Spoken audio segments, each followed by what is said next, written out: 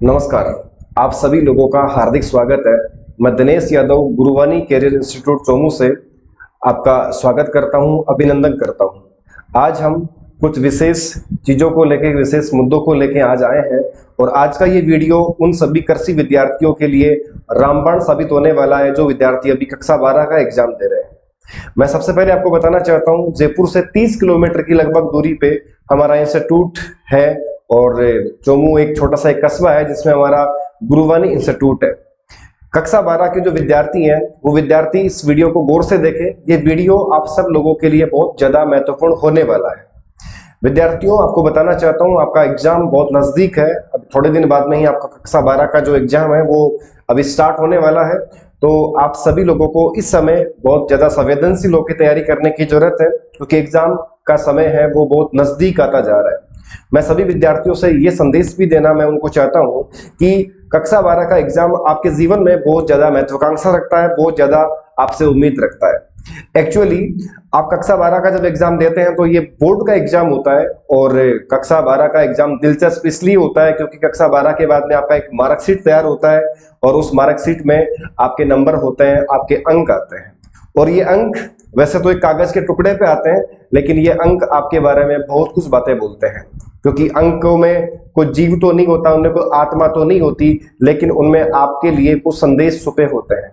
जैसे मान लीजिए आप कक्षा 12 के विद्यार्थी हैं और आपका 90% बनेगा तो आपके बारे में कुछ विशेष बातें होती हैं क्योंकि आप लगभग इंटेलिजेंट स्टूडेंट कहलाते हैं और आप कक्षा 12 में हैं और यदि आपका परसेंटेज 40, 50, 60 बनेगा तो फिर आपके बारे में कुछ अलग और बातें होती हैं। तो मेरा आपसे ये कहना है कि आपका कक्षा 12 का जो प्रतिशत है वो बहुत अच्छा बने, बढ़िया बने। इसके लिए आप सब लोगों को अब जितना समय बच रहा है उसमें अच्छी मेहनत करनी है और अच्छी रणनीति के साथ आप सब लोगों को तैयारी में जुट जाना है। कक्षा 12 का विद्यार्थी जो होता है उसके दिमाग में एक सवाल खड़ा होता है और वो सवाल ये खड़ा होता है कक्षा 12 के बाद में हम क्या करेंगे, कौन से कंपटीशन की हम तैयारी करेंगे, हम कॉलेज करेंगे या हम किस सेक्टर में जाएंगे। तो कृषि विद्यार्थियों को ये बात मैं कहना चाहता हूं कि या आप अभी कक्षा 12 में हैं, कक्षा 11वीं आपने पढ़ा, आप एग्रीकल्चर से थे, कक्षा 12 में आप एग्रीकल्चर से हैं, तो एग्रीकल्चर सब्जेक्ट एक ऐसा सब्जेक्ट है, ऐसा सेक्टर है जो सेक्टर आपको नवाचारों से घेरता है, ये सेक्टर आपको काबिल बनाता है, ये सेक्टर आपको स्किल्ड बनाता है। मतलब आप का जो कौशल है वो इससे जागृत होता है, इससे बढ़ता है। कक्षा 12 के बाद में यदि आप एग्रीकल्चर से बीएससी करते हैं तो आपको इसके बहुत सारे लाभ मिलते हैं और ये जो लाभ है ये लाभ आपको बीएससी करने के बाद में ज्यादा दिखते हैं क्योंकि कक्षा 12 के स्टैंडर्ड पे जो एग्जाम्स लगती हैं उनमें लगभग अभी एक कृषि पर्यवेक्षक का एग्जाम ही है। लेकिन कक्षा 12 के बाद आप कॉलेज करने के बाद में जब आपको ये एग्जाम्स की तैयारी करते हैं और हर किसी फील्ड में आप काम करते हैं, जी के फील्ड में आप लोग काम करते हैं, तो आप बहुत अच्छा कर सकते हैं। तो मेरा आप सब लोगों को संदेश है कि जब आपका जो सरकारी कॉलेज आपको जब मिलता है उससे पहले आपके जेड, आईसीआर और बीएचयू के एग्जाम्स लगते हैं तो उनका प्रिपरेशन आप सब लोगों को करना चाहिए। अब हम आपको ये बताना चाहते हैं कि गुरुवानी इंस्टीट्यूट आप सबके लिए सपनों का इंस्टीट्यूट और सपनों का कोचिंग क्यों हो सकता है, आपका भावी कोचिंग क्यों हो सकता है। क्योंकि गुरुवानी इंस्टीट्यूट पिछले 5 सालों में बहुत अच्छे सिलेक्शन दे रहा है, बहुत अच्छा हमारा रिकॉर्ड रहा है क्योंकि यहाँ पर कैसा भी बच्चा हमारे पास में आता हो, चाहे वो थोड़ा सा कमजोर ही क्यों ना हो, इंटेलिजेंट क्यों ना हो, कैसा भी हो, हर किसी बच्चे को हम उनकी मंजिलों तक पहुंचाने का काम करते हैं। मैं आपको बताना चाहता हूं कि कक्षा 12 के बाद में जब आपका जो जेड का तैयारी लगेगा, जब जेड का जो एग्जाम लगेगा आपका, इस एग्जाम की क्या स्ट्रेटेजी होती है, इसका रणनीति क्या होता है, इसमें कितने क्वेश्चन आते हैं, जेईटी का एग्जाम जो होता है इसमें सब्जेक्ट्स कौन कौन से आते हैं और आप सब लोगों को क्या क्या बातें ध्यान में रखनी चाहिए, उन सभी बातों के बारे में आज मैं आपसे कुछ बातें करना चाहता हूँ, कुछ मुलाकात में करना चाहता हूँ। बच्चों, मैं आपको बता दूं, कृषि का जो ये प्रतियोगिता जो परीक्षा है जेईटी, जिसका फुल फॉर्म होता है जॉइंट एंट्रेंस टेस्ट, और ये जो टेस्ट होता है इसमें ये टेस्ट अलग अलग यूनिवर्सिटियां हर साल करवाती हैं लगभग। जैसे पिछले साल जो हमारा एसकेएन यूनिवर्सिटी था उसने ये एग्जाम कंडक्ट करवाया था और अब की बार जोधपुर यूनिवर्सिटी इस एग्जाम को कंडक्ट करवा रही है। ये जो एग्जाम है इसमें 120 क्वेश्चन आते हैं, 120 क्वेश्चंस होते हैं। तो मैं आपको लिख करके स्क्रीन पे लिख करके मैं आपको समझाने की कोशिश करता हूं कि एक्चुअली इस एग्जाम का पैटर्न क्या होता है। जैसे सभी बच्चों आप मेरी बात को समझें, 120 क्वेश्चंस आपके जेईटी के एग्जाम में होते हैं, जिसमें एग्रीकल्चर के आपके क्वेश्चन होते हैं 40, इसके अलावा आपके बायोलॉजी के क्वेश्चन होते हैं, बायो के क्वेश्चन होते हैं 40 एंड केमिस्ट्री के जो क्वेश्चंस हैं वो होते हैं 40। तो टोटली आपके 120 क्वेश्चंस हैं, वो तीनों सब्जेक्टों के होते हैं, केमिस्ट्री, एग्रीकल्चर और बायोलॉजी। तो ये जो 120 क्वेश्चन है ये वैकल्पिक क्वेश्चन होते हैं, मतलब कि एबे सैदे वाले क्वेश्चंस होते हैं, और यदि एक क्वेश्चन आपका सही होता है तो आपको 3 नंबर मिलते हैं, और 4 नंबर मिलते हैं, और यदि आपका एक क्वेश्चन गलत होता है तो फिर 1 नंबर कट जाता है। तो प्लस माइनस का रेशो चलता रहता है। और जो आपका सब्जेक्ट है एग्रीकल्चर, बायोलॉजी और केमिस्ट्री, इन तीनों सब्जेक्टों का समान वजन होता है इस एग्जाम के अंदर।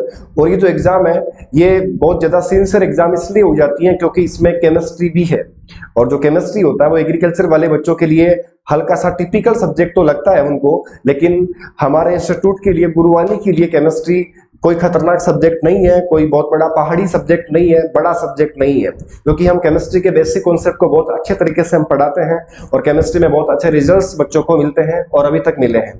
आपको मैं बताना चाहता हूँ, जो केमिस्ट्री आपका जो होता है, केमिस्ट्री जिसकी मैं आपको बात कर रहा हूँ, और मैं खुद केमिस्ट्री की फैकल्टी भी हूं, तो आपसे ये बात मैं साझा कर रहा हूं कि एक बेसिकली केमिस्ट्री में आपका क्या पैटर्न होता है, कैसा ये पेपर होता है, और इसमें क्या क्या चीजें इसमें आती हैं। तो बच्चों, केमिस्ट्री में जो आपके 40 क्वेश्चन होता है, उनमें से 10 क्वेश्चन आपके ऑर्गेनिक के होते हैं, इसके अलावा 10 क्वेश्चन जो होते हैं वो आपके इनऑर्गेनिक के होते हैं, इसके अलावा 10 क्वेश्चन आपके फिजिकल केमिस्ट्री के होते हैं, 10 क्वेश्चन जो होते हैं वो आपके सोइल केमिस्ट्री के होते हैं। तो totally there are 40 question in JET exam. 40 question आपका जो होता है वो केमिस्ट्री के होता है।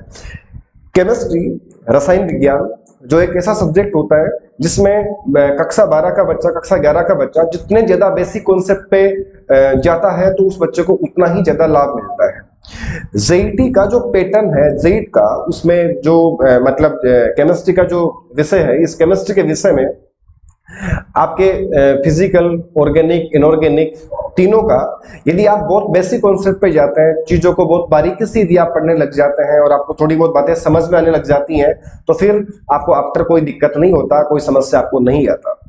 और बच्चों, मैं आपको ये बताना चाहता हूं कि कोई भी एग्जाम हो, आप किसी भी वर्ग के बच्चे हैं, आप एग्रीकल्चर के हैं, बायोलॉजी के हैं, आप मैथमेटिक्स के हैं, आप आर्ट के हैं, बेटा एक बात हमेशा याद रखिएगा, कोई सब्जेक्ट वैसे कमजोर नहीं होता, क्योंकि किसी भी सब्जेक्ट में जो उसका जो पढ़ने वाला अभ्यर्थी है, यदि वो दमखम लगाता है तो उसको मंजिल मिल जाती है। आप कोई भी एग्जाम देना चाहते हैं, आप किसी भी एग्जाम की तैयारी कर रहे हैं, यदि उस एग्जाम में आपने अपना 100% दे रहे हैं तो आपको बिल्कुल परवाह नहीं करनी चाहिए, और लहरों से डरकर नौका पार नहीं होती, और कोशिश करने वालों की तो कभी हार नहीं होती। तो आपको इस कहावत को चरितार्थ करना है, मतलब आपको हमेशा आपको मोटिवेट रख करके काम करने की आपको बहुत ज्यादा आवश्यकता है, क्योंकि आपका सफल होना आपके लिए बहुत ज्यादा महत्वाकांक्षा रखता है, इसलिए आपको बहुत अच्छी मेहनत करने की आवश्यकता है। और अब हम आपको एक छोटी सी बात सुनाना चाहते हैं, छोटी सी कहावत हम आपको बताना चाहते हैं कि जननी जने तो ऐसा जन के दाता के सूर, नहीं तो रीजे बांझड़ी मत ना गवाजे नूर। और इस कहावत को, इस वाक्य को चरितार्थ किया है हमारे गुरुवानी के बच्चों ने, जिनके selections jet, ICR, BHU exams के अंदर हुए हैं।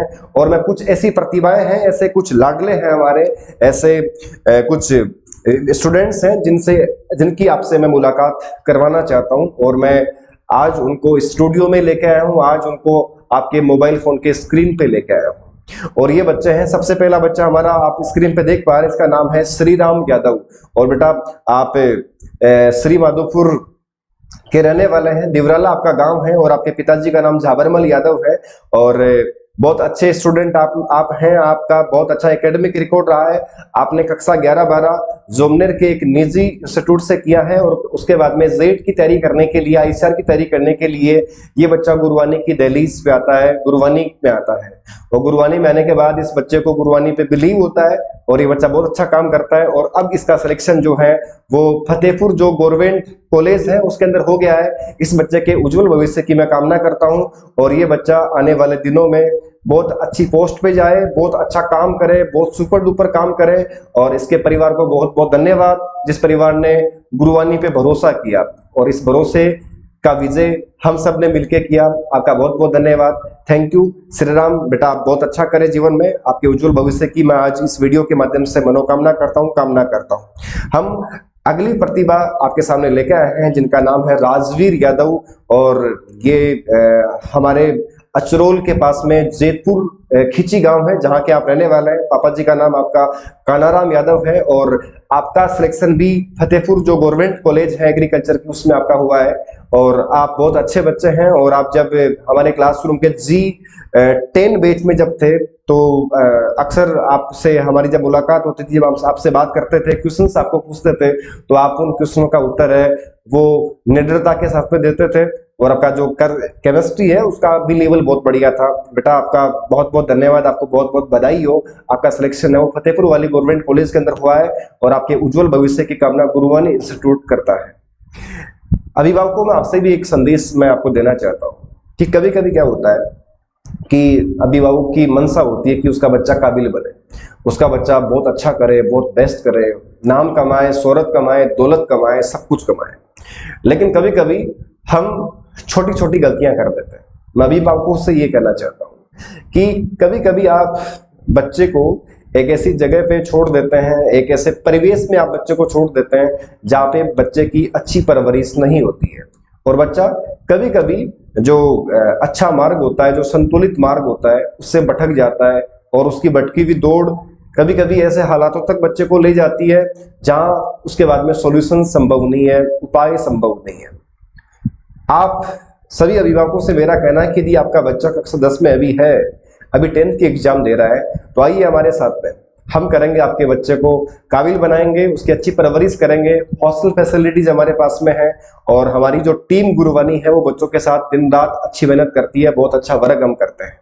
और मैं अभिभावकों से ये भी कहना चाहता हूँ कि यदि कोई गुरुवाणी में पढ़ा हुआ बच्चा है, जिससे आप हमारे सिस्टम के बारे में यदि परिचय करेंगे, मुलाकात करेंगे उस बच्चे से, तो उस बच्चे से आप पूछेंगे हमारे गुरुवाणी के बारे में, तो वो बच्चा आपको लगभग बहुत अच्छा संतुष्ट करेगा, अच्छी बातें इंस्टीट्यूट की बताएगा, प्रशंसनीय बातें बताएगा, क्योंकि हम बच्चों के साथ में हार्ड वर्क करते हैं। और ये बात आज इस छोटे से मंच के माध्यम से मैं आपको कहना चाहता हूँ। हम अगली प्रतिभा की बात करते हैं, और ये अगली प्रतिभा है, और इस बच्चे का नाम आते ही, इस बच्चे की शक्ल मेरे सामने आते ही, तो थोड़ा मेरे जो विचारों की जो गति है उस पर थोड़ा सा ब्रेक लग जाता है। बच्चे की जो फतेहपुर वाला जो गवर्नमेंट कॉलेज है, वहां तक जो पहुंचने की जो दौड़ है वो बड़ी भावुक और बड़ी संघर्षों से घिरी हुई है। नाम है गजेंद्र बुनकर, और आप खेजरोली के रहने वाले हैं। और कभी कभी जब अपनों का साया सर से उठ जाता है तो जिंदगी वास्तव में तकलीफ और पीड़ा देने लग जाती है। और इस बच्चे की ये बात आज मैं साझा कर रहा हूँ। माफी चाहूंगा बेटा गजेंद्र, आपके पापा इस दुनिया में नहीं है, और यदि उनकी आत्मा इस मेरी बात को महसूस कर रही है तो मुझे भी आशीर्वाद दें और आपके बच्चे को भी आशीर्वाद दें।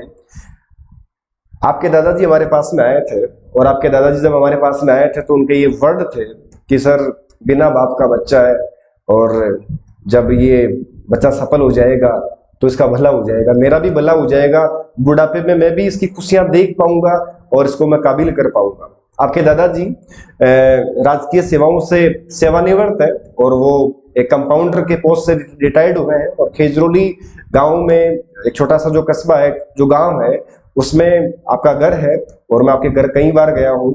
गजेंद्र बेटा, ये मेरा संदेश है आपसे कि जिंदगी में जो दौड़ आपने लगाई है अभी तक, फतेहपुर का जो कॉलेज आपने पाया है अभी तक, जो जीवन में जो बहुत बड़ा मंजिल है, बहुत बड़ी दौड़ है, उसकी जो सफलता की पहली सीढ़ी आपने प्राप्त की है, तो ऐसा ही सफलता की सीढ़ी आप प्राप्त करते रहना। और मैं उन बच्चों से कहना चाहता हूँ, और अभी तो कोविड की सिचुएशंस भी रही हैं, अनेकों बच्चों ने अपने माँ बाप को खोया है। ऐसे बच्चे जो असहाय हो गए हैं, जो मतलब अब पढ़ भी नहीं पाएंगे क्योंकि उनके पिता इस दुनिया में नहीं रहे, उनकी माँ इस दुनिया में नहीं रही, तो आइए बेटा हमारे साथ आप जुड़िए, इंस्टीट्यूट पे एक बार आप विजिट कीजिए, हम आपका सहयोग करेंगे, हम आपका सहयोग करना चाहते हैं। तो ये मैसेज आप सभी लोगों को पहुंचाइएगा। आपका गुरुवाणी ऐसे गरीब बच्चों की हमेशा सेवा के लिए आगे खड़ा रहता है और हम जीवन में ऐसे बच्चों के लिए हमेशा काम करना चाहते हैं। तो गजेंद्र की कहानी बड़ी भावुक कहानी है और गजेंद्र, आने वाला वक्त आपका हो, आपको जिंदगी में सारी मंजिलें मिले, आपको सब कुछ मिले, भगवान आपका भला करे और आपकी सारी मनोकामनाएं पूरी हो, ऐसा आशीर्वाद हम आज इस वीडियो के माध्यम से आपको देना चाहते हैं। और अब हम आपसे अगली प्रतिभा से मुलाकात करवाना चाहते हैं जिनका नाम है विकास यादव, और आप श्री माधोपुर के अरनिया गांव से आप रहने वाले हैं और आपके पिताजी डेयरी का काम करते हैं, दूध का काम करते हैं। और अभिभावकों, बच्चों, मेरे मित्रों, आप सबको कहना चाहता हूं, जो खेतीबाड़ी का जो काम होता है, उस खेतीबाड़ी के काम में इतना रस होता है, उसमें इतना अनुभव होता है, क्योंकि जमीन आपको सब कुछ सिखाती है। जो हमारी मातृभूमि जमीन होती है, ये आप सब लोगों को जिंदगी जीने का तरीका और सलीका आपको बताती है। तो खेतीबाड़ी से जुड़े हुए जो किसान लोग हैं, और वैसे तो हम सब किसानों के बच्चे हैं, किसानों की अमानत है। और यदि आप ऐसा सोच रहे हैं कि हमारे पापा जी किसान नहीं है, तो पापा जी किसान रहे होंगे, वो नहीं रहे थे तो उनके पापा जी किसान रहे होंगे। लगभग हम किसान कौम से आने वाले लोग हैं, क्योंकि हमारे पास जो अनुभव होते हैं वो जमीन के अनुभव होते हैं। तो मैं विकास की बात कर रहा हूँ। विकास, आपके पापा जी राजू राम जी जो दूध का काम करते हैं, उनका सपना था कि मेरा बच्चा जेट ICAR BHU एग्जाम्स पास करेगा, और अब उनको सफलता मिल गई है, मतलब उनका बच्चा सिलेक्ट हो गया है। विकास, आपको उज्जवल भविष्य की बहुत बहुत शुभकामना, अच्छा भविष्य आपका बने। और आपका जो सिलेक्शन है वो नागौर का जो कॉलेज है, एग्रीकल्चर का जो गवर्नमेंट कॉलेज है, उसके अंदर हुआ है। सामान्यतया ये विचारधारा हमारे ग्रामीण परिवेश की होती है कि जब आप कक्षा 12 पास कर लेते हैं तो उसके बाद में आप जीवन में क्या करेंगे। तो कभी कभी लोग बाग, मतलब ये दुनियादारी आपके बारे में कुछ अवांछनीय प्रकार की बातें करने लग जाती है, कुछ आपके बारे में विपरीत सोचने लग जाती है। मैं उन सभी बच्चों से कहना चाहता हूं, उन सभी अभ्यर्थियों से मैं कहना चाहता हूं जिनके बारे में अनाप शनाप बातें उनके आसपास के माहौल के जो लोग हैं वो करते हैं, ऐसा अक्सर रिश्तेदार बातें करते हैं या आसपास के पड़ोसी लोग बातें करते हैं, आपको तुच्छ निगाहों से देखते हैं, तो आपको उन सब लोगों की सोच पे गहरा थप्पड़ आपको लगाना है, आपको जीवन में सफल होना है। और ये तो चुनौतियां होती हैं, और इन चुनौतियों के बाद में जो जीत जाता है वो विजेता कहलाता है। और मैं आपको बोलना चाहता हूं कि भगवान की कृपा से आपको जीवन में सारी मंजिलें मिले, सब कुछ आप कर सकते हैं। बस थोड़ी सी सूझबूझ के साथ आप जीवन में इस पथ पे आप आगे चलते रहेंगे तो जीवन में आपको हमेशा सफलताएं मिलती रहेंगी। और आपको हमारे यहाँ ढूंढी भाषा में एक कहावत बोली जाती है कि राम तेरा बाग में लांबा पेड़ खजूर, चखे तो मेवा चाकले और गिरे तो चकनाचूर। कि मतलब भगवान ने सब कुछ आपको दिया, इस धरती पे मेवा भी दिए, इस धरती पे फल दिए, इस धरती पे पुष्प भी दिए, इस धरती पे कांटे भी दिए। आपको जो कुछ लेना है वो आप ले सकते हैं। और अक्सर मैं आपको ये कहना चाहता हूं कि वे स्टूडेंट जो घर परिवार से दूर रहते हैं, इस समय राजस्थान भर में बहुत सारे बच्चे जेट ICAR BHU की तैयारी कर रहे हैं और वो अपने घर से बहुत दूर है, मतलब घर से दूर रह के वो तैयारी कर रहे हैं, हॉस्टल्स में रह रहे हैं, रूम पे रह रहे हैं। तो ऐसे बच्चों को मेरा ये संदेश है कि कभी भी हमेशा आपके दिमाग में ऐसी एक विचारधारा यदि आती है कि मैं जीवन में अब कुछ अलग कर लूं, मैं जीवन में ऐशो आराम करूं, मौज मस्ती करूं, तो बेटा जी हमेशा याद रखिएगा, वो जो आपका पिताजी है वो दिन रात आपके लिए काम करता है, तपस्या करता है, बहुत खून पसीनों की मेहनत के बाद में उसके जेब में कुछ पैसा आता है जो भी आपके लिए खर्च हो जाता है। तो मेरा सभी विद्यार्थियों को संदेश है, एग्जाम बहुत पास में है, आप लोग बहुत अच्छी तैयारी करें, जी तोड़ प्रयास आप करें, क्योंकि बेटा जी हमेशा आपको मौका मिलेगा इस बात की गारंटी नहीं। तो इसलिए ये गोल्डन वक्त है, बहुत सिंसियर वक्त है, और इस सिंसियर वक्त से आप लोग गुजर रहे हैं। तो कहीं ना कहीं आप सब लोगों को बहुत अच्छी तैयारी करने की, बहुत अच्छी कड़ी मेहनत करने की आपको सख्त आवश्यकता है, बहुत जरूरत है। हमारे यहाँ पे हमारे धर्मगुरु और हमारे मार्गदर्शक स्वामी विवेकानंद ने एक बात बोली थी कि शिक्षा एक ऐसी सुनहरी चाबी है जिससे से बंद भाग्य के दरवाजे को भी आसानी से खोला जा सकता है। और ये बात सही भी है। ये बात उन अभिभावकों के लिए बहुत महत्वपूर्ण है, और ये बात उन विद्यार्थियों के लिए बहुत महत्वपूर्ण है जिनके घर में गरीबी है, क्योंकि आपकी जो गरीबी है वो आपको तकलीफ दे रही है, आपको पीड़ा दे रही है, आपको दर्द दे रही है, लेकिन वो जो गरीबी है वो बदल सकती है। वो गरीबी, वो जो आपके नकारात्मक दिन है वो अच्छे दिनों के अंदर तब्दील हो सकते हैं। बस आपके पास में सिर्फ एक और एक हथियार है, और वो है एजुकेशन, शिक्षा। क्योंकि शिक्षा किसी के सर माथे पे बैठ जाती है, जब ये माँ सरस्वती का जो उपकार है, माँ सरस्वती का जो एक रूप होता है शिक्षा, ये किसी के सर माथे पे जब आशीर्वाद देता है तो अच्छे से अच्छा भाग्य है वो इंसान का बन जाता है। और ऐसे बहुत सारे एग्जाम्पल्स हमारे आसपास में हैं। और आज हम जो ये वीडियो शूट कर रहे हैं, आज हमारे राजस्थान के लिए बहुत बड़ा भावुक दिन है। आज के दिन, आज ही मतलब कर्नल किरोड़ी सिंह बेसला का निधन हो गया है, उनका सूर्यास्त हो गया है। कर्नल किरोड़ी सिंह बेसला हमारे राजस्थान के प्रमुख लीडरों में से एक है, और इनका जो संदेश समाज को जो गया है ये बहुत सुनहरीम है। इन्होंने गुर्जर आंदोलन में बहुत महत्वपूर्ण भूमिका निभाई। इससे पहले ये भारतीय सेना में काम कर चुके हैं, मतलब ये कर्नल की पोस्ट पे थे, और भारत पाकिस्तान और भारत चाइना का जो युद्ध हुआ था उसमें भी इन्होंने अपना बहुत सहयोग किया था, बहुत अच्छा इनका योगदान रहा है। और उसके बाद में गुर्जर समाज के लिए इन्होंने लड़ाइयाँ लड़ी हैं, और ये लड़ाइयाँ जो लड़ी है वो अपने समाज को के उत्थान के लिए इन्होंने लड़ी है।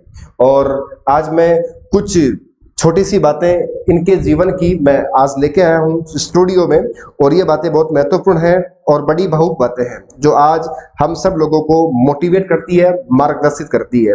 इन्होंने कहा था, इनकी जो कुछ विशेष बातें हैं, जो संदेश है, वो संदेश आपको मैं पढ़ के सुनाना चाहता हूँ। इनका पहला संदेश है कि मुझे समाज में केवल अच्छा स्वास्थ्य और अच्छी शिक्षा चाहिए, और हमें कुपोषित समाज नहीं चाहिए। ये इनका पहला संदेश है। सभी के लिए संदेश है, हमारे लिए भी संदेश है, क्योंकि ये बात हमारे लिए बहुत महत्वाकांक्षा रखती है। क्योंकि हम जीवन में अच्छे अच्छे सपने तो रखते हैं, हम लोग गाड़ी लेना चाहते हैं, हम लोग प्रॉपर्टियां लेना चाहते हैं, लेकिन हम हमारे स्वास्थ्य और शिक्षा पे ध्यान दे ही नहीं पाते हैं। और जब शिक्षा और स्वास्थ्य किसी समाज का, किसी परिवार का रुग्ण अवस्था में चला जाए, जब ये विकृत अवस्था में चला जाए, तो जिंदगी आने वाले दिनों में तकलीफ देने लग जाती है। दूसरा संदेश इनका यह था कि मुझे समाज में पढ़ी लिखी माँ चाहिए। कितनी बड़ी बात इन्होंने बोली कि मुझे पढ़ी लिखी माँ चाहिए, और पढ़ी हुई माँ एक तरफ से 100 शिक्षक के बराबर होती है। मतलब एक पढ़ी लिखी माँ में इतनी शक्ति होती है, इतनी सामर्थ्यता होती है कि 100 टीचर समाज को सुधारने में जितना काम करते हैं उतना काम एक माँ कर सकती है, महिला कर सकती है, यदि वो पढ़ी लिखी हो, समझदार हो, ईमानदार हो। तीसरी बात इन्होंने ये बोली कि मुझे कर्ज में डूबा हुआ समाज नहीं चाहिए, और क्योंकि वो 3 पीढ़ियों का सत्यानाश करता है, उनको बर्बाद करता है। और ये बात आज के युग में वास्तव में चरितार्थ होती है। ऐसे बहुत सारे लोग होते हैं, ऐसे बहुत सारे परिवार होते हैं जो देख दिखावे की दुनिया में कर्जा तो कर लेते हैं, लेकिन फिर आने वाली पीढ़ियां उस कर्जे के पीछे पड़ी होती है, इनको चुकाती रहती है, और मतलब उनकी जिंदगी दर्दनाक हो जाती है। कर्जा चूकता नहीं है, ब्याज पे ब्याज देना होता है, साहूकारों से ब्याज पे पैसे लेके आते हैं, और उसका जो इन्वेस्ट है हम किन में करते हैं, हम भौतिक चीजों में करने लग गए। आजकल मोबाइल फोन जो है वो भी लोन पे आता है, किस्तों पे आता है, गाड़ी किस्तों पे आती है, कपड़े किस्तों पे आते हैं, आजकल तो सब कुछ ही किस्तों पे आता है। और हमारे यहाँ इस देश में महान दार्शनिक आचार्य रजनीश ने यह कहा था कि यदि आप कर्जा लेते हैं, लोन लेते हैं, तो लोन आप आने वाले वक्त की सुविधा को आज ही यूज कर रहे हैं, और वो आने वाले वक्त का जो पैसा है वो यदि आपने आज ही यूज कर लिया तो आने वाले वक्त में फिर आपको लौटाते लौटाते कई गुना कीमत आपको चुकानी पड़ती है, और कई गुना एनर्जी, ऊर्जा आपको चुकानी पड़ती है। और बात बिल्कुल ठीक भी है, और इस बात को कर्नल बेसला ने भी ये बात बताई है। इन्होंने ये बोला, अंग्रेजी सीखो और नशा बिल्कुल मत करो। ये बात बहुत अच्छी बोली इन्होंने। और इनका ये भी संदेश था कि 15 साल की सामाजिक इमरजेंसी लगा दो, केवल शिक्षा और स्वास्थ्य के अलावा कोई खर्च नहीं हो। हम पिछले वीडियो के अंदर एक संदेश हमने आपको दिया था कि बेंजामिन फ्रैंकलिन ने ये कहा था कि education is the best investment, और ये बहुत अच्छा इन्वेस्ट है, ये आपको ब्याज समेत वापस एक दिन आपको लौटाता है। और ये बात इन्होंने भी बोली कि 15 साल तक आप जो भी सुविधाएं आप करना चाहते हैं आप मत करिए, सिर्फ स्वास्थ्य और शिक्षा पर ही आप खर्च करें, और इस सामाजिक इमरजेंसी के बाद में जो दिन आएंगे वो अच्छे दिन आएंगे, बहुत स्वर्णिम दिन आएंगे। ये इनका संदेश था। और इन्होंने ये भी बोला कि कथा भागवत सभी खर्च बंद कर दो और जो बचत हो उसको शिक्षा और स्वास्थ्य में ही लगा दो। तो ये आज हम इस YouTube चैनल के माध्यम से इंस्टीट्यूट की तरफ से, मेरी तरफ से, हम सब की तरफ से कर्नल किरोड़ी सिंह बैंसला को आज हम भावुक श्रद्धांजलि देना चाहते हैं, जो समाज सुधारक व्यक्ति हुए हैं। और ऐसे व्यक्ति तो साधारण नहीं होते, असाधारण प्रतिभा के धनी होते हैं। और समाज में ऐसे लोगों के नाम हमेशा स्वर्णिम अक्षरों में लिखे जाएंगे। आपको दिल से सल्यूट है, दिल से आपको सलाम है। और अब हम एक ऐसी प्रतिभा को सामने रख रहे हैं जिनका नाम है आर्यन जांगिड़। और आप घिनोई, जो हमारा कालेडरा में जो कस्बा है छोटा सा, उसके समीप का गांव है, पड़ोसी गांव है घिनोई, वहां के आप रहने वाले हैं। और आपके पापा का नाम है बनवारी जांगिड़। बनवारी जी, आपको प्रणाम। और आपका सिलेक्शन, ये बहुत अच्छे गौरव की बात है, आपका सिलेक्शन है राजस्थान के टॉप मोस्ट गवर्नमेंट यूनिवर्सिटी के अंदर हुआ है। और ये यूनिवर्सिटी है RCA, Rajasthan college of agriculture, जो राजस्थान में कृषि शिक्षा की जन्नत मानी जाती है। बहुत बड़ा कैंपस है, बहुत अच्छी सुविधाएं हैं, स्किल्ड टीचर वहां पे काम करते हैं। और आपका जो JET में जो रैंक है वो अंडर 50 रैंक था, बहुत अच्छा रैंक आपका था। आर्यन, आपके उज्जवल भविष्य की हम कामना करते हैं। और ये बात सच है कि वास्तव में जीवन में यदि आप किसी एक टारगेट को लेकर के, यदि आप आपके जीवन की पूरी ऊर्जा, पूरा पोटेंशियल उसके लिए आप काम करते हैं, तो कभी कभी भगवान की कृपा आप पे होती है और आपको मंजिल मिलती है। ऐसी कुछ कहानी है आर्यन जांगिड़ की। आप यहाँ चोमू के किसी निजी इंस्टीट्यूट से आपने कक्षा 12 पास किया। उसके बाद आपने मतलब 1 साल की तैयारी की। जब आप थोड़ा सा रह गए थे, उसके बाद में फिर आपने वापस मतलब आप एक जोमनेर के निजी कोचिंग इंस्टीट्यूट से आपने तैयारी किया, आप SFL हो गए थे। और उसके बाद में फिर आपने गुरुवाणी पे भरोसा किया और हमने आपके भरोसे की जीत कर दी, विजय कर दी। इसलिए कहा जाता है कि लहरों से डर कर नौका पार नहीं होती और कोशिश करने वालों की कभी भी हार नहीं होती। आपने दोबारा तैयारी की, आपने दोबारा अपने आप पे बिलीव किया, विश्वास किया, तो आपकी ये जो एक छोटे से गांव से लेकर के RC उदयपुर गवर्नमेंट कॉलेज में पहुंचने की जो एक सफलतम यात्रा आपकी जो रही है, इसके लिए आपको बहुत बहुत बधाई। और इंस्टीट्यूट आपके उज्जवल भविष्य की कामना करता है। बहुत बहुत धन्यवाद आप सभी लोगों का। आपने हमारे इस YouTube चैनल को इतना आप प्यार दे रहे हैं, हमारी बातों को आप सुन पा रहे हैं, महसूस कर पा रहे हैं। आप सभी लोगों का बहुत बहुत धन्यवाद। Thank you.